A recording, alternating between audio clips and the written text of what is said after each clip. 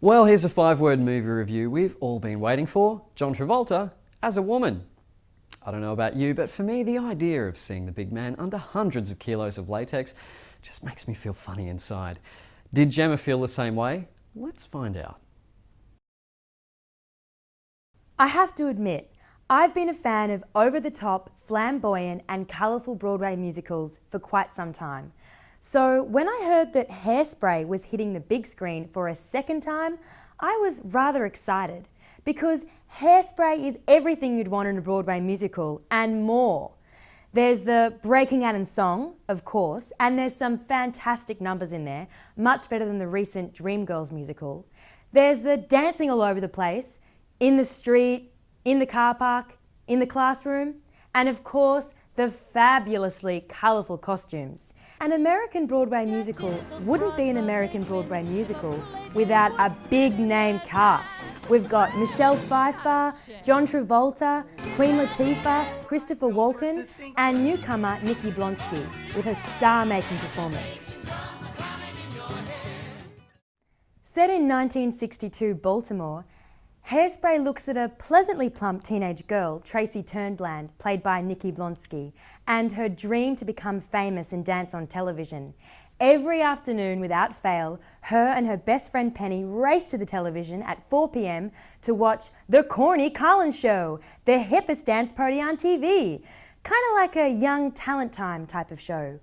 She is destined and determined to earn her place on the show, despite her mother's concerns for her rather large dress size.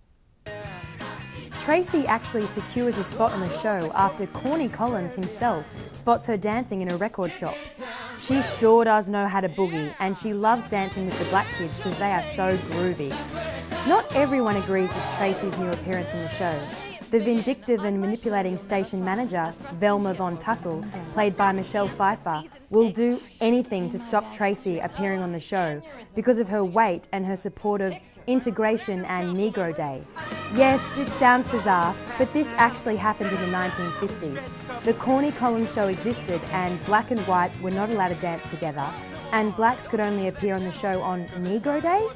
But the times are changing, and with the 60s comes integration, equal rights and acceptance.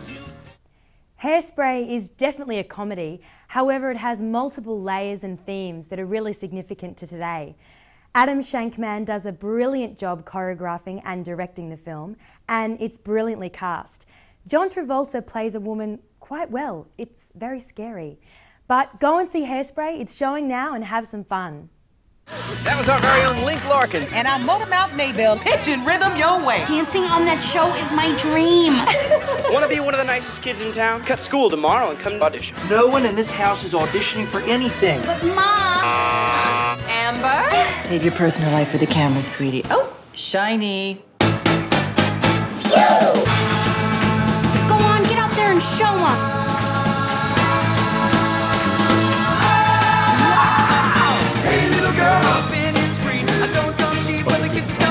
Our brand new council member, Miss Tracy Turnbland. Oh, you can't stop today as it comes speeding down the track. Child, yesterday is history, and it's never coming back. 'Cause tomorrow is a brand new day, and you don't know what comes back. You can't stop believing. You can't stop believing. You can't stop believing. Hairspray. Time now for DVD with Colin. He's hit it hard again this week with another 3 releases to tell us about. So committed is Colin that he's onto his 3rd DVD player this year. The rest have had smoke billowing out of them. At one stage, I think I even saw him using one of those birds with the pointy beaks to play the disc, like in the Flintstones. Not really relevant here, but anyway, I'll shut up and I'll let him tell us about what he's got for us this week. At first I thought there was going to be nothing scary about the number 23. After all, I lived in a house at number 23 and the most scary thing there was a dripping tap. Then I heard that Jim Carrey was in the film and I thought, aha, that's the reason why. In truth, Carrey's one of those actors who does cross over from comedy to serious acting pretty well, and this is pretty spooky stuff. It's classed as a psychological horror, whatever that means, but basically it's a relief to see something different from your Hostel and Saw type of stuff, where heads are flying and legs are falling off absolutely everywhere. Director Joel Schumacher isn't exactly known for his subtlety, and he can mess up any film given his due. Look, take Batman and Robin for example. But having said that, he's done a good job at keeping this nice and tight, nice and scary, and to be honest, the safest and probably the most pleasurable way to watch this film is underneath your bed. So is 23 a blessing or a curse? Let's face it, the sight of a turtle waving a sword around is never going to be dull. And yes, you guessed it, they're back. The Teenage Mutant Ninja Turtles with a bit of a facelift, it must be said. If you're an old school fan like myself, gone are the rubber suits and in comes the animation. But this is pretty much Teenage Mutant Ninja Turtles for a new generation, and who are we to argue with it? It's good fun, Splinter's there, Donatello, the whole crew are back, and the kids are going to love it. Destroy them.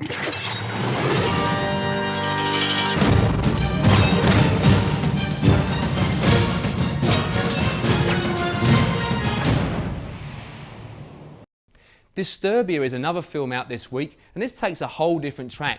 It's an Alfred Hitchcock-based Rear Window thriller, basically brought up to speed from the James Stewart original, setting a much more modern setting and dealing with it on a much more tense and slightly violent level. But having said that, for a new audience who've never seen Rear Window, you're going to love it, not least for the fact that Shia LaBeouf, the actor who was recently in Transformers, is going to become mega-stardom when it comes to the new Indiana Jones film due out next year. So watch him for future releases. When this house was first built, this main house and the garage weren't connected. What would he need that for? Visual coming your way. He's hiding something, we know that. And he knows that we know that. Oh my God. Ronnie, we need to see what's in the garage. There's something seriously messed up here.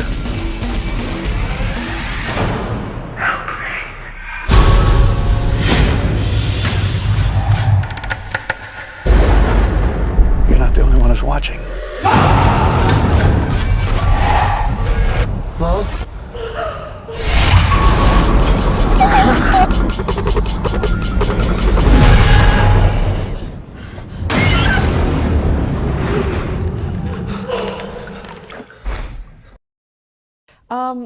That's all we've got, I've just been told. A bit awkward, sorry about that. It's kind of sad, I know, but thanks for watching, thanks for donating your time, and don't forget you can claim that donation on your tax return next year. If you've got any feedback for us, any comments, criticism, anything constructive that you'd like to share, we'd love to hear it, and you can send it to our email address. It's real2reel@31.com.au. Make sure you catch us next week where we've come over all super bad. It's the latest comedy from the guys who brought you The 40-Year-Old Virgin and Knocked Up. So, will it still make overpriced theatre soft drink come flying out of your nose? Will you still choke on your Maltesers? Tune in next week and we'll let you know.